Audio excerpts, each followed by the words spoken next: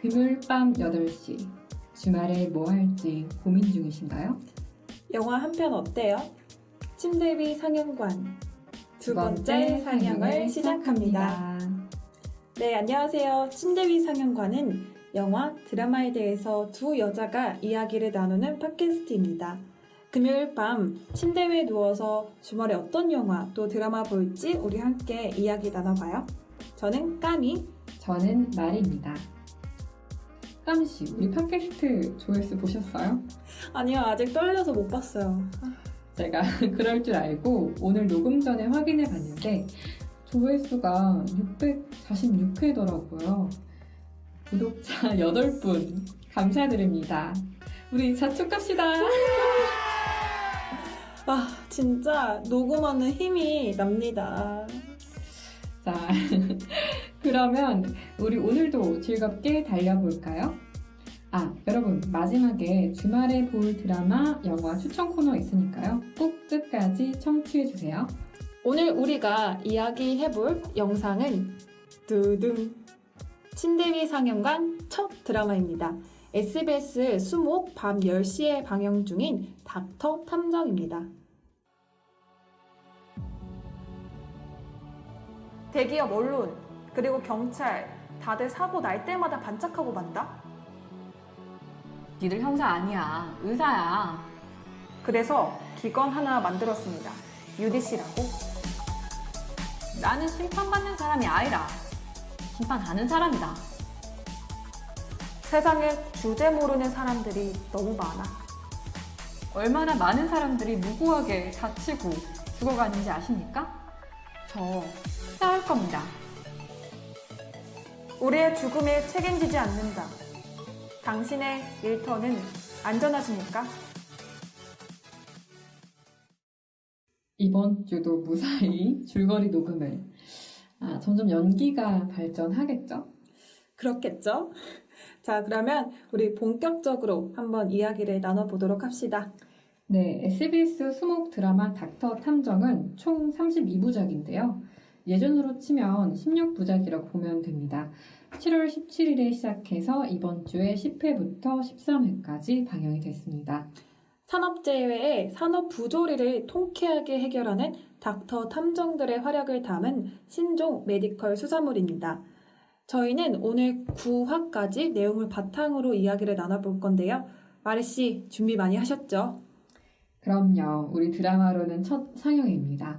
당연히 차곡차곡 준비해놨죠. 이번 분기 드라마들이 또 재밌는 게 하나 있어요. 그게 뭐예요? 7월 17일 지상파 3사가 모두 한 번의 드라마 첫 방영을 시작했다는 점입니다.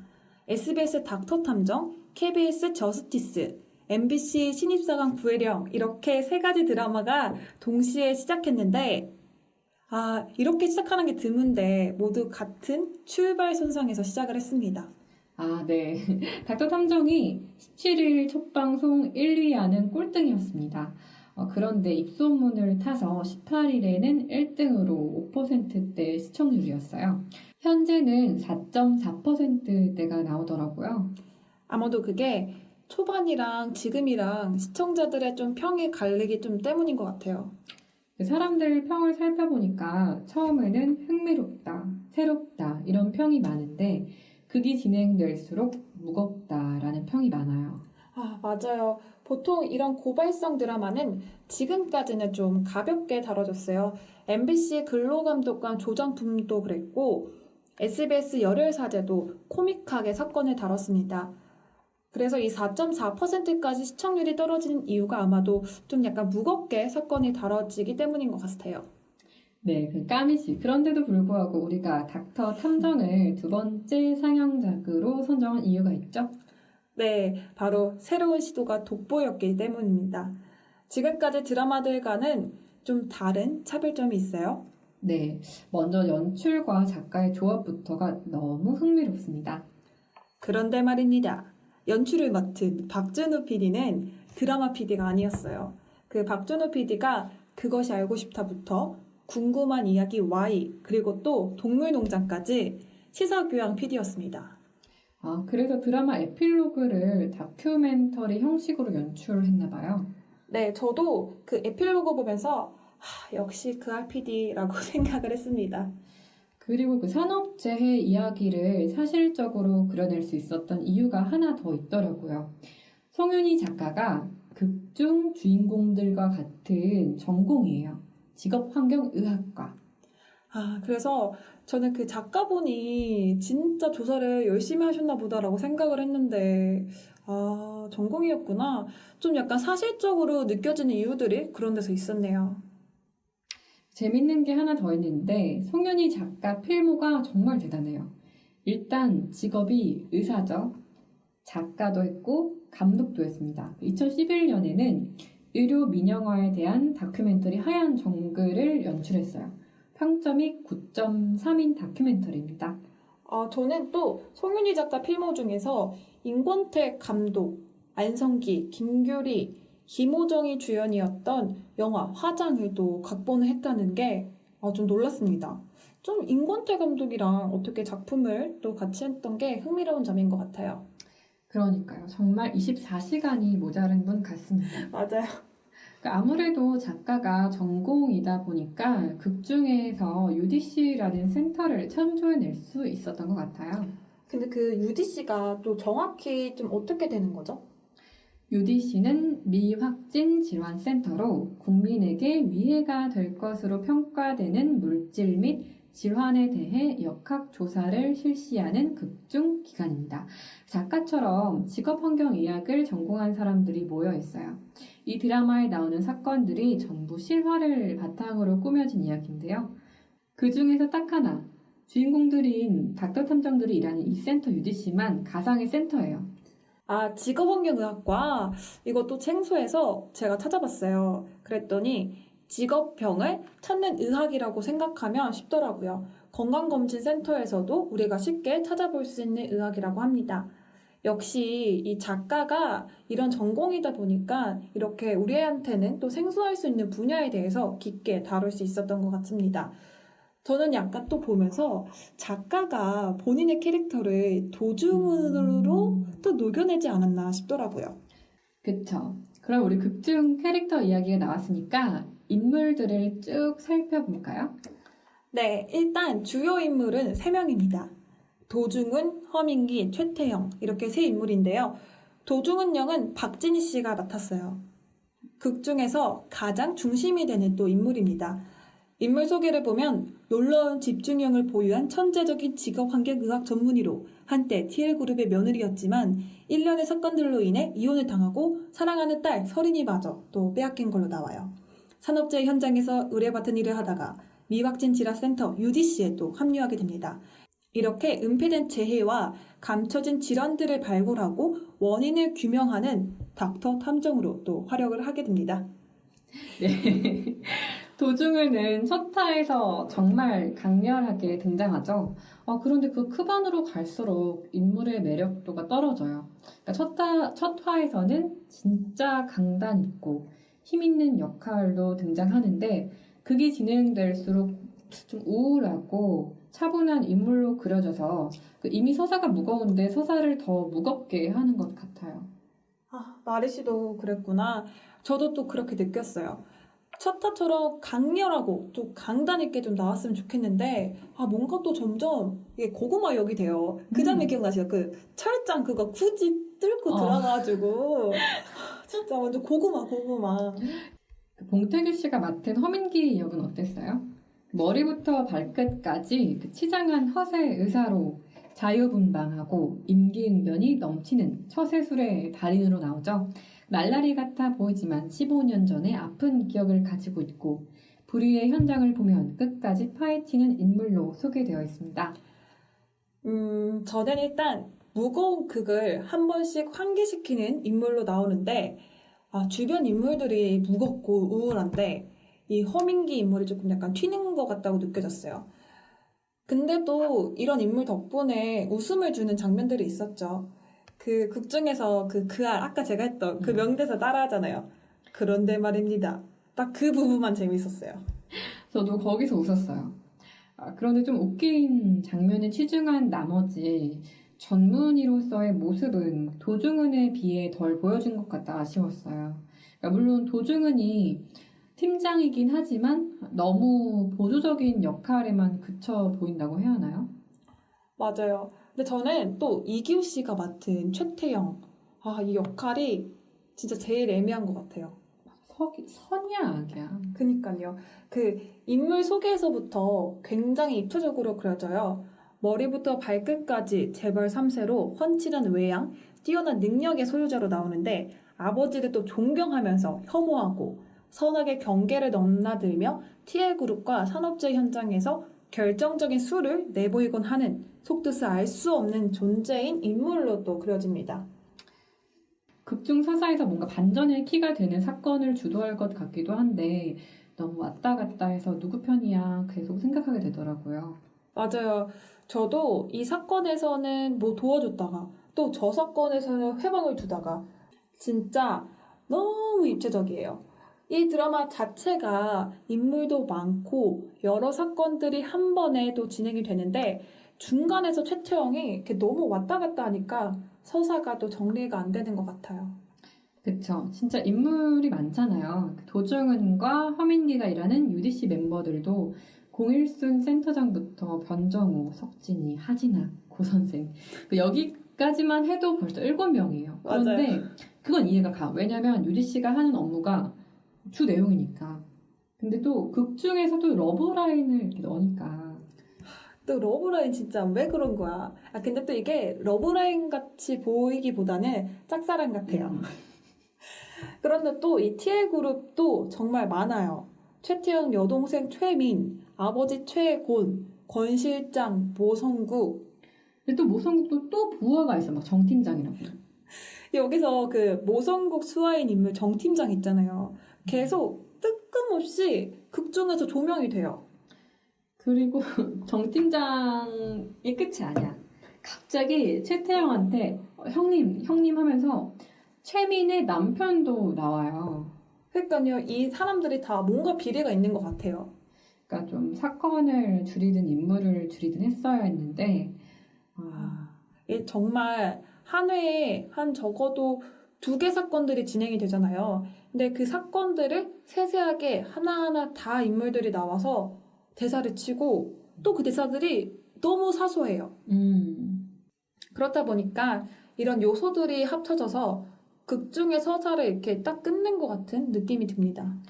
그 부분에 대해서 시청자들의 지적이 많더라고요. 그래도 이 드라마가 보통의 드라마들과는 다른 요소들이 있습니다.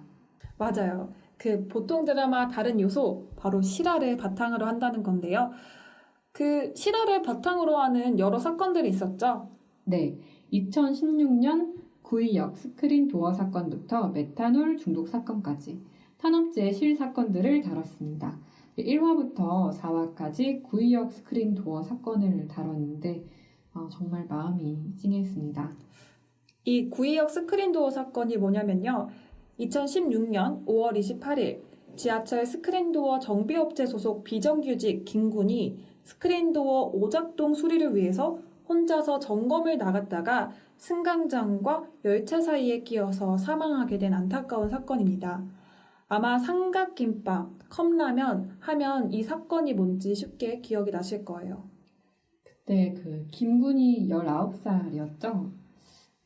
그래서 더 논란이 되었던 것 같아요. 이제 막 꿈을 꾸고 시작한 청년이 사측의 인력 부족으로 인해 2인 1조 원칙을 지키지 못해서 안타까운 죽음을 맞이한 거잖아요. 맞아요. 국정에서 하랑이 김군의 역으로 나오는데요. 원래는 김군도 그렇고 하랑이도 2인 1조로 투입이 됐어야 합니다. 그런데 혼자서 스크린 도어에서 일을 하는 걸로 나오죠. 당시 김군의 상황을 잘 보여준 것 같습니다. 물론 극 중에서 하랑이가 죽었을 때 동료가 나오기도 합니다. 근데 그 동료는 일을 같이 하려고 한 게 아니라 이야기를 나누려고 왔다가 같이 그런 사건에 휘말리게 되는 거죠. 그 동료도 손이 떨려서 그러니까 수은 중독으로 하랑이를 구해주지 못합니다. 그래서 이 둘이 결국은 수은 중독으로 판명이 나요. 근데 이 전까지는 하랑이의 죽음을 두고 도중우는 노말 핵산 중독이 아닌가 하고 의심을 하게 됩니다. 네, 실제 노말 핵산 중독으로 인해 2004년 대한민국에서 이주 노동자 8명에게 집단으로 발생한 안진뱅이병 발병 사건이 있었습니다. 진짜 모든 사건 하나하나가 실화 사건이에요. 그런데 극 중에서 또 하랑이 사측에서 사망 원인을 또 조작하고 하랑이가 또 소주를 마셨다고 개인 과실로 좀 몰아가게 되잖아요. 네, 김군의 현실에서도 사측은 김군이 작업 매뉴얼을 지키지 않아 사고가 났다고 하기도 하고 김군에게 사고 지점 스크린 도어 수리를 지시한 적이 없다고 책임을 회피하기도 했습니다. 그런데 또 이런 사건이 비슷한 게 2018년도 태안 화력발전소 사건이 또 비슷해요. 그리고 또 며칠 전에 벌어진 이월드 사건. 이게 비슷한 점이 다 청년들의 안타까운 산업재해라는 점입니다. 아마 박준우 PD가 이런 현실을 좀 꼬집어서 이야기하고 싶었던 게 아닌가 싶어요. 그 장면 혹시 기억하세요? 계속 흘러나왔던 축배를 들어라 노래. 그 뮤직비디오처럼 또 연출이 됐죠. 네, 그 하랑이의 장례식에서 일순과 민기가 검정 우산과 하얀 우산을 펼치는데 그게 또 바둑 두는 장면과 뒤돌부 되잖아요. TL그룹 회장과 모성국이 같이 바둑 두는 장면. 맞아요. 또 그러면서 둘이 와인도 마시고 하는 장면들이 마치 축배를 드는 것처럼 보여졌죠. 그 디졸브 연출이 진짜 참 소름 돋으면서도 현실을 잘 꼬집어서 비판한 것 같습니다. 그들이 짜놓은 판에 좌지우지 되는 바둑돌 같은 서민들. 그러니까 박준호 PD가 디졸브 장면을 진짜 잘 연출한 것 같아요. 도중훈이 사고 당할 뻔해서 또 응급실에 실려왔는데 전 남편 최태영이 보호자로 또 동의서 사인을 하잖아요. 그때 간호사가 볼펜을 탁 떨어뜨립니다. 근데 또 그 볼펜이 도중훈 딸의 방으로 또 이어지기도 해요. 또 어느 장면에서는 도중훈이 눈물을 흘리는데 그 눈물이랑 수은 자국이랑 이렇게 연결이 되죠. 저도 그런 부분에서 진짜 소리를 쫙 돋았어요. 그러면 그 도중훈이 셜록처럼 추리하는 장면은 어땠어요? 현장에 가서 그 도중훈이 상상하는 사건들이 이렇게 모습으로 이렇게 펼쳐지잖아요. 맞아요. 그런데 저는 그 상상 장면 공간에 또 허민기가 들어오면서 또 현실로 바뀌게 되잖아요. 저는 그런 부분들이 약간 창란 현상인가? 라고 또 느껴지기도 했고 차라리 그 앞에 도중은 능력에 대한 이야기가 좀 잘 나와줬으면 그걸 받아들이기가 쉬웠을 텐데 그렇지 좀 못하게 연결이 돼서 그 부분들이 약간 좀 흐름을 끊는다는 느낌이 들었습니다. 그러셨구나. 저는 그 장면이 드라마 이름 탐정에 알맞다고 느껴졌거든요. 역시 연출평은 사람마다 갈리네요. 그 구이역 사건 이외에도 더 베이커 천식 사건이 있었잖아요. 저는 약간 그 사건에서 그 나이든 제빵사 분이랑 젊은 여자 직원이 아빠와 딸인가? 라는 그 반전이 있을 줄 알았는데 맞아. 아니더라고요. 뭔가 가벌 관계, 뭐 이런 직업 질병을 이야기하려고 넣은 에피소드 같은데, 그런 좀 여자 직원에 대한 얘기가 좀 많이 그렇게 나왔어야 했나라는 생각이 들었어요. 맞아. 저도 약간 그런 부분은 약간 그렇게 느껴지게 또 했습니다. 그게 이 사건이 밀가루 천식 에피소드잖아요. 근데 저는 아까 말씀하셨다시피 그 산업재해라는 그 산업재해, 뭐 직업질병이라는 부분들이 제가 평소에 살면서 전혀 생각지도 못했던 부분들을 좀 이야기해주는 것 같아요. 그래서 이걸 보면서 이런 게 진짜 좀 중요하구나라고 느꼈습니다. 근데 또 이 장면에서도 제가 좀 아쉬웠던 게 하나 있어요. 요즘 갑질의 갑을 관계를 그려낼 때 너무 갑들의 소리 맞춰요. 맞아. 땅콩 사건 이후로 그분들의 그 가족 사건 이후로 이렇게 소리만 치는 것들로만 보여지니까 약간 그 갑을 관계의 관계성을 보여주는 장면의 연출이 항상 좀 똑같아. 맞아요. 왜냐면 갑질도 되게 교묘하게 할 수 있거든. 맞아요. 그러니까 그런 부분들이 진짜 좀 아쉬운 것 같아요. 너무 이렇게 요새 고발성 드라마도 많은데 거기서 갑을 관계에서 갑은 소리만 치는 장면만 보여주는데 저는 이 드라마를 좀 다르게 표현을 할 수 있지 않았을까라고 생각을 하거든요. 그리고 저는 이번에 다뤘던 그 메탄올 중독 사건, 진짜 그 마지막 장면의 에필로그 연출까지 모든 게 완벽한 에피소드 같아요. 그 하랑의 친구로 나왔던 해미가 메탄올 중독으로 실명되잖아요. 저도 그 메탄올이 그렇게 위험한 건지 몰랐어요. 스마트폰 또 생산 과정에서 그런 산업재해가 또 발생하는 것도 몰랐고 진짜 모르는 게 많은 것 같네요. 네, 그 해미의 메탄올 중독 에피소드는 2016년 휴대폰 부품 공장에서 발생한 공업용 메탄올 중독 사건이 배경이에요. 또 혜미가 드라마 극 중에서 그런 말을 하잖아요. 내가 운이 나빴던 것 같아요. 이 말이 진짜 지금 현 시대를 살아가고 있는 청년들의 일부분을 보여주는 것 같아서 저는 저 말이 약간 제 뇌리에 이렇게 탁 박힌 것 같아요. 그래서 그 미확진 질환 센터에 걸려있는 현판에 이렇게 써져 있잖아요. 아픈 건 당신 탓이 아니라 일 때문입니다. 아, 맞아요. 그 현판. 딱 UDC가 가진 사명감과 작가가 말하고 싶은 약간 그런 메시지가 담겨 있는 것 같아요. 이게 휴대폰 부품 공장이 제 3차 하청업체라고 해요. 그 하청으로 갈수록 노동자가 위험해지는 산업 구조 때문에 발생한 안타까운 사건인데요. 마지막 에필로그에 사건 실제 피해자분이 또 나오시죠. 그때 정말 우리나라의 산업 구조와 산업재해 이후에 대처들이 얼마나 또 문제인지를 또 제가 피부로 또 느꼈습니다. 저도 그랬어요. 진짜 산업재해가 제 3자의 일이 아닌 나의 일로 받아들이겠던 에피소드 같습니다. 다만 그 극 중에서 하나 또 부족했다고 느꼈던 부분은 혜미의 꿈을 그냥 그림으로 잡았다는 점이에요.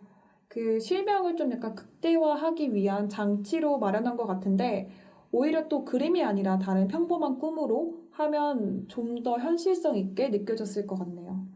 맞아요. 실제 에필로그에 등장한 피해자분은 사회복지사를 꿈꾸는 분이셨잖아요. 그림이 아닌 또 다른 일로 했어도 좋았을 것 같습니다.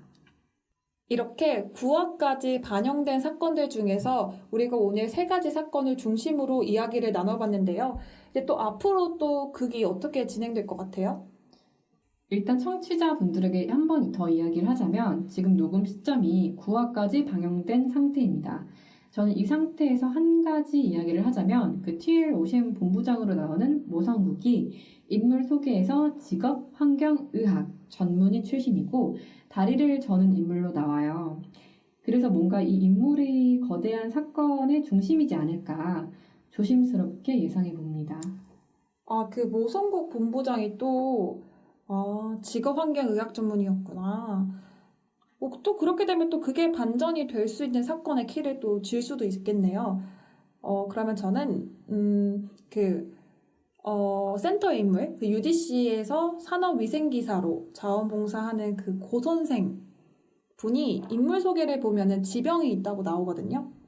근데 그 구 선생의 지병이 저는 약간 예상을 하기에는 전에 근무하던 현장의 산업재해로 발생한 질병일 거고 또 그에 대한 원인을 UDC 멤버들이 좀 밝혀내는 에피소드가 있지 않을까 그렇게 또 예상을 해봅니다.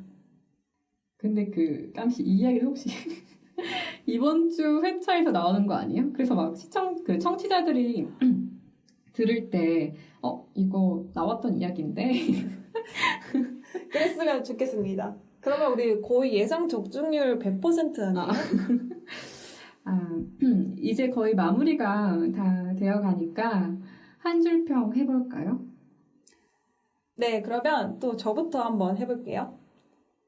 저는 그 누구도 피해갈 수 없다. 입니다. 너무 간단한가요?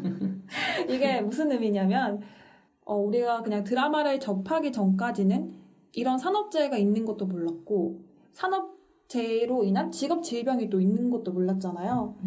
그래서 뭔가 그런 부분들에서 그러니까 각자가 소홀해지는 면이 있었던 것 같아요.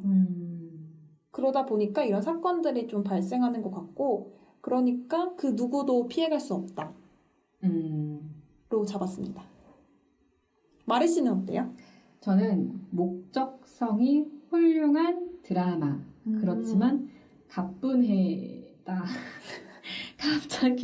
갑자기 분위기 해결. 아까 사실 그 중간중간에 사건들도 참 중요한데 좀 전체적으로 큰 사건인 티엘과의 티엘과의 그 갈등 구도만 조금 중요하게 다뤄지는 것 같아서 맞아요. 더 베이커도 너무 갑작스럽게 해결되고 그 실명 사건도 혜미가 운이 안 좋았던 것 같아요라고만 이렇게 마무리되는 것 같아서 가뿐히만 뺀다면 목적성이 훌륭한 드라마 이게 제 한 줄평입니다.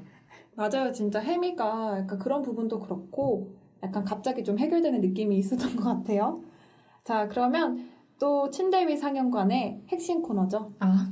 뜨드. 까미 씨가 시원하게 추천해 주세요. 그러면 일단 저는 드라마 먼저 할게요. 네. 종영한 MBC 드라마 근로감독관 조장풍을 첫 번째로 추천을 합니다. 이 드라마는 정치 산업에 관련된 여러 분야에서 벌어진 일련의 대한민국 사건들을 약간 압축해놨어요. 그래서 이 사건들을 코믹하게 풀어나가면서도 사이다스러운 장면들이 나와서 아마 여러분들의 가슴을 뻥 뚫어주는 장면들이 많이 나올 것 같습니다. 그리고 또 두 번째로는 최근에 SBS에서 종영한 드라마죠. 열혈사제. 이거는 그 권력을 깨부시는 재미가 가득한 드라마입니다. 또 시즌2를 살며시 예고하기도 했기 때문에 지금 미리 봐두시면 또 다음을 위해서 편할 것 같습니다. 그러면 저는 질병 관련해서 시즌5까지 나온 OCN 드라마 신의 퀴즈를 추천합니다. 닥터 탐정에서 산업재해 질병을 파헤치는 걸 재밌게 보셨다면 알려지지 않은 질병을 파헤치며 사건을 해결하는 드라마 신의 퀴즈를 재밌게 보실 것 같아요. 넷플릭스에서 전 시즌 다 보실 수 있습니다. 그러면 또 이번에는 영화를 추천해야 하죠. 저는 영화 카트를 추천하겠습니다. 이게 닥터 탐정처럼 실화를 바탕으로 제작된 영화인데요. 거대 기업에 대항한 노조원들의 처절한 투쟁이 중심인 영화입니다. 그러면 저도 하나 더. 오늘은 책 한 권도 추천해 드릴게요. 산업재해와 직업성 질환을 담당하며 이의 배경을 추적한 직업환경의학 의사들이 직접 그 과정과 소회를 낱낱이 밝힌 최초의 기록책 굴뚝 속으로 들어간 의사들입니다. 드라마에서 다룬 산업재해 사건들을 좀 더 심도 깊게 다룬 책이라서 정말 재밌을 거예요. 그럼 이번 주말에 이 중에서 하나 콕 집어서 정주행해 보셨으면 좋겠습니다. 네. 축배를 들어라. 오늘을 위해서 내일을 향해서 축배를 들어라. 한 자는 내게, 한 자는 버림받은 세상에.